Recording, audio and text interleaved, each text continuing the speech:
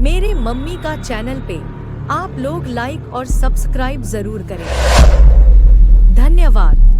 गिर गई नारी में झूलनिया बसवारी में, झूलनिया बसवारी में सारी दहिया गिर गईले बलम के या कवारी में, बलम के या कवारी में, बलम के या कवारी में सारी दहिया गिर गईले बलम के या कवारी में। टूटी गईले हमर कमर कर धनिया, टूटी गईले हमर कमर कर धनिया।